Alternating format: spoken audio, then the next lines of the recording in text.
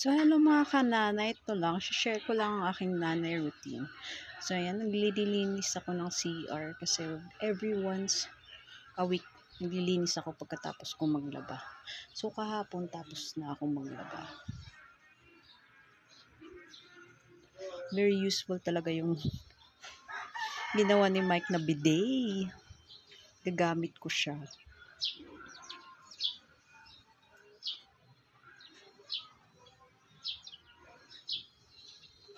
Yan, kuskus lang.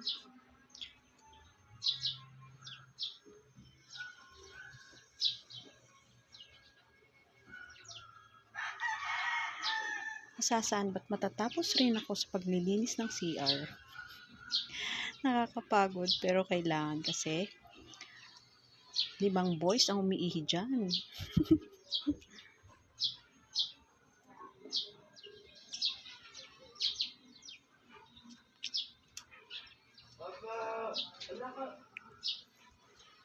Ayan na nga, patapos na ako dyan at nakita ko yung sapin ng washing namin kaya brinash ko muna saglit. O, ayan.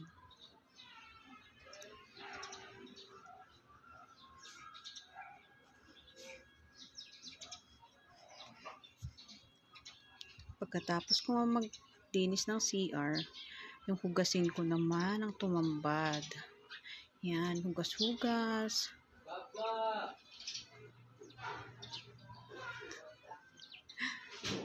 Ingat, nagpapasaway ang aking maliliit. Kaya sinasaway ko sila dyan eh.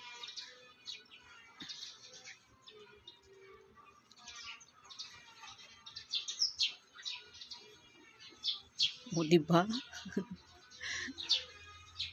Kailangan talaga pag sa mga gawaing bahay, dapat may time management ka. Yun nga ang ginagawa ko para makatapos ako ng gawaing bahay.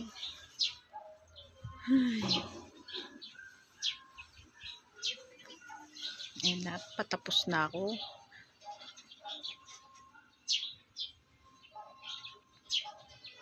Oh yeah, at pinunasan ko naman ngayon ang stove. Pagkatapos nun, maghugas na ako ng mga bottles. Dahil may nagdedede pa ako.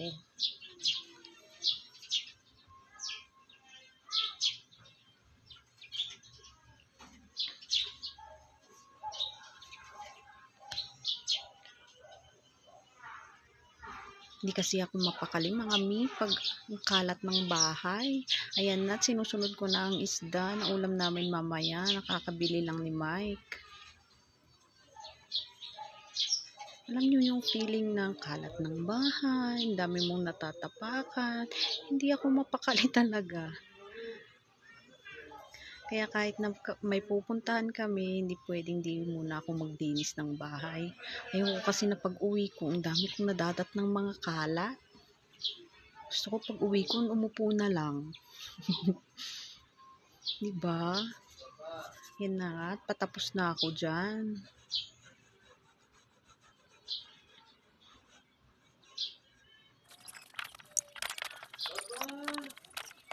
At sumunod naman itong aming higaan. Bale, 4 pala kami natutulog dyan.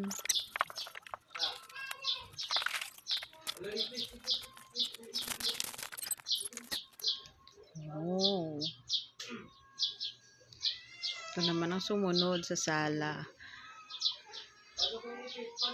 Dahil nga kasasabi ko lang, ayoko nang makalat kahit na nakakapagod. Kailangan pa rin maglinis. Everyday routine ko yan. Diba? Nakakaloka. Pero okay lang. Basta wala akong natatapak mga kanin, mga dumi. Kaya pag kumakain yung mga bata, dapat talaga sa table. Ayan, so nagva-vacuum ako. Naglilinis pala ako dun sa loob ng kwarto ng 2 boys. At yan na nga, magva-vacuum na ako. Kasi laking tulong talaga ng vacuum na to. Pinapagaan niya yung aking likod. Diba? Pag nakayuko kang nagwawalis, ang sakit sa likod. Naramdaman ko yun mula nung nasiyas ako sa aking bunso. Kaya yan, very helpful talaga yung vacuum. Siyempre, nag-vacuum ako hanggang dun sa pinaka-kwarto,